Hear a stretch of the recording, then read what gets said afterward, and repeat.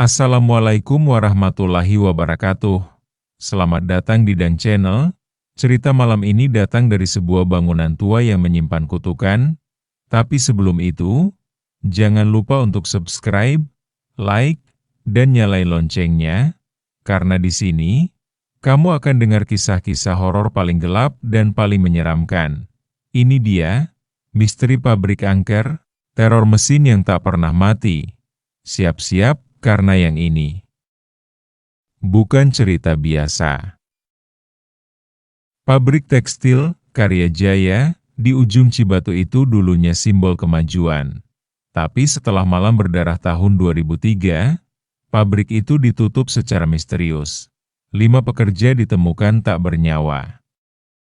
Satu dari mereka bahkan hilang. Dan tak pernah ditemukan. 20 tahun berlalu, tahun 2025, seorang investor misterius membeli kembali pabrik itu. Tujuannya, membuka kembali produksi, tapi sesuatu ikut terbuka bersamanya. Hari pertama pabrik dibuka kembali.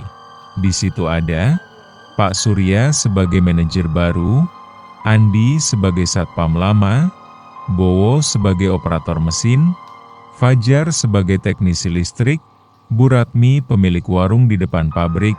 Suasana pagi, pekerja berdatangan. Lantai kotor, bau apek, mesin berkarat. Kita bersihkan semua. Minggu depan harus sudah jalan. Target besar-besaran dari investor. Ucap Pak Surya, ini panel listrik kebakar dari dalam. Tapi aneh, nggak ada bekas korsleting. Ucap Fajar sambil kebingungan, Andi, jangan heran, Pak Fajar. Tempat ini udah kayak hidup sendiri. Dulu, pernah ada mesin nyala sendiri padahal semua kabel udah dicabut. Ucap Andi sambil melihat Fajar. Cukup cerita lamanya. Sekarang yang kita butuh kerja nyata, ucap Pak Surya ketus. Saat malam pertama lembur, Bowo ditugaskan tes jalankan mesin. Sedangkan Fajar di ruang panel listrik. Aneh, suara mesinnya kayak bernafas. Ucap Fajar sambil menyalakan mesin. Mesin berdengung berat. Lalu muncul suara lirih perempuan memanggil, "Tolong, Pak Surya?" "Siapa itu?" "Halo," ucap Bowo. Lampu padam. Mesin nyala sendiri. Terdengar suara tangisan dari dalam mesin. Bowo lari ke pos. "Pak Andi." "Mesin itu nyala sendiri. Saya dengar suara orang minta tolong," ucap Bowo. "Kamu udah denger juga, ya, Bowo?" ucap Andi sambil tenang. Keesokan paginya, di warung Bu Ratmi, warga mulai berkumpul. "Kalian tahu siapa yang hilang dulu itu?" "Mbak Reni. Dia hamil. Ditinggal cowoknya, anak bos pabrik," ucap Bu Ratmi. "Terus?" ucap Fajar. "Seminggu sebelum kejadian, dia nangis-nangis di warung saya. Dia bilang ada yang mau hilangkan dia karena dianggap aib. Lalu 3 hari kemudian, hilang," ucap Bu Ratmi. "Kita udah minta pabrik itu dirubuhkan. Tapi pemilik barunya malah buka lagi. Pasti bakal ada korban lagi," ucap warga. Di malam kedua, Bowo, Fajar, dan 2 pekerja lain, Rio dan Dedi, kembali lembur lagi. Tapi tiba-tiba semua sistem listrik mendadak mati di jam 3 pagi. "Kenapa mati total, Pak Fajar?" ucap Rio panik. "Aneh. Genset juga mati." Tapi lihat tuh, mesin itu masih nyala, ucap Fajar. Semua mematung. Mesin tua berputar sendiri. Sosok wanita hamil muncul di sela mesin, berjalan pelan, tubuhnya berdarah, wajah pucat, menangis. Itu Mbak Reni yang difoto lama, ucap Bowo gemetar. Rio berjalan ke arah mesin berusaha mendekat, lalu tiba-tiba tubuhnya tersedot ke dalam mesin. Darah muncrat. Mesin mendadak mati. Kita harus keluar dari sini, ucap Fajar sambil gemeteran ketakutan. Besoknya, polisi datang. Tapi aneh tak ada jejak Rio. CCTV rusak. Tapi file backup memperlihatkan sosok wanita berdiri di belakang setiap korban sebelum hilang. Kita tutup sementara. Ini udah bukan gangguan teknis, ucap Pak Surya. Dia belum selesai. Mbak Reni belum tenang, ucap Bu Ratmi yang ikut melihat. Warga ramai-ramai membuat sesajen dan doa di depan pabrik. Saya dulu lihat sendiri Mbak Reni dijebak ke ruang mesin. Tapi saya takut ngomong. Maafkan saya, ucap Andi. Setelah kejadian malam berdarah itu, di mana satu pekerja menghilang dan dua lainnya keluar dengan trauma berat, pabrik Karya Jaya kembali ditutup untuk sementara. Tapi kejadian aneh belum berhenti.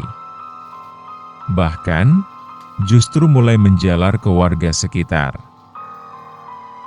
Di tempat warung Bu Ratmi 2 hari setelah penutupan pabrik, kemarin malam, saya dengar suara mesin dari arah pabrik. Padahal listrik mati total. Ucap Bu Ratmi resah, anak saya juga ngigau. Dia bilang, ibu berdarah, ngajak dia ke pabrik. Ucap warga, kutukan Mbak Reni belum selesai. Dia nggak butuh simpati. Dia butuh keadilan. Ucap si bapak tua yang ikut duduk di warung Bu Ratmi. Pak Surya, Fajar, dan Andi bertemu diam-diam di gudang tua belakang pabrik. Saya pernah lihat file lama. Mbak Reni itu sempat lapor ke HRD, tapi suratnya disembunyikan. Atasan kita waktu itu, Pak Herman, ayah dari anak yang dikandung Reni.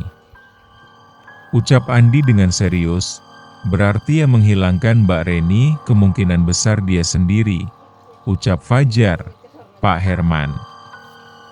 Dia sekarang tinggal di Jakarta.